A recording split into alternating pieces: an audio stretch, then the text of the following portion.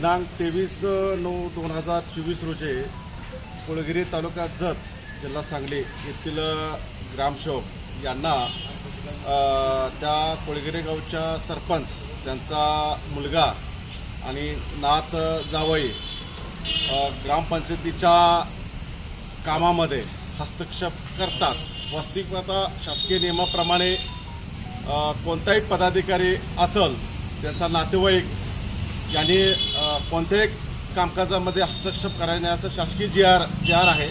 असं जी आर असताना देखील कुळगिरी तालुक्यात जत येथील आमचे ग्रामसेवक दत्ता साळे यांना आमच्या चळवळीतले धडाडीचे नेते आहेत आणि अतिशय चांगल्या पद्धतीचं त्यांचं समाजाचं काम चांगल्या पद्धतीने करतात।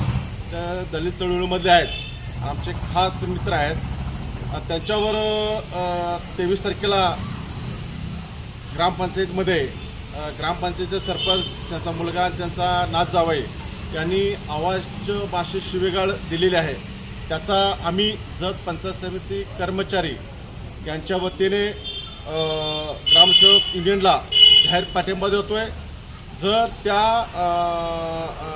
ग्रामपंचायतीच्या सरपंचाच्या नातेवाईकाला जर त्यांना अटक नाही केली तर आमचं पहिलं आंदोलन हे उद्यापासून लेखणी बंद आहे। जर त्यावर कारवाई नाही झाली तर ह्या आंदोलनाचं लोण पूर्ण जिल्ह्याभर होईल। याची सगळी जबाबदारी प्रशासनाची असेल तरी आम्ही जत पंचायत समितीचे सर्व कर्मचारी संघटनाचे प्रतिनिधी आम्ही ग्रामसेवक युनियनला पाठिंबा देतोय आणि दत्ता साळेंच्या पाठीशी आम्ही खंबीरपणे उभं आहोत। कर्मचारी एकजुटीचा कर्मचारी एकजुटीचा हम सब एक है, हम सब एक है। ग्रामसेवक युनियनचा ग्रामसेवक युनियनचा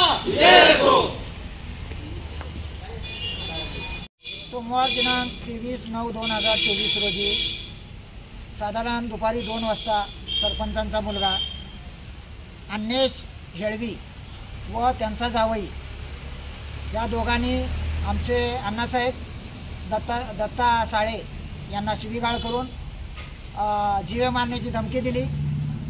तसेच नेहमी ते कामकाजात हस्तक्षेप करतात।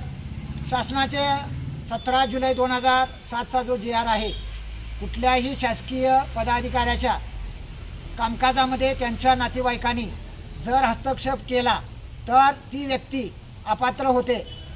ग्रामपंचायत अधिनियम 1958 कलम 139(1) नुसार तो अपात्र सरपंच झाला पाहिजे आणि त्या हेळवीवर अटकेची कारवाई झाली पाहिजे।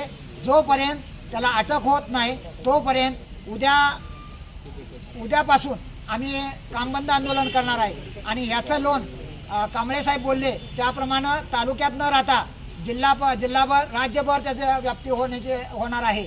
त्यामुळं त्यांना ताबडतोब प्रशासनानं दखल घेऊन त्याची चौकशी करून त्याच्यावर गुन्हा दाखल झाला पाहिजे आणि त्याच्यावर कारवाई झाली पाहिजे याची आम्ही मागणी करतो आणि त्याचा निषेध व्यक्त करतो। हम सब एक है, हम सब एक है। कर्मचारी एकजुटीचा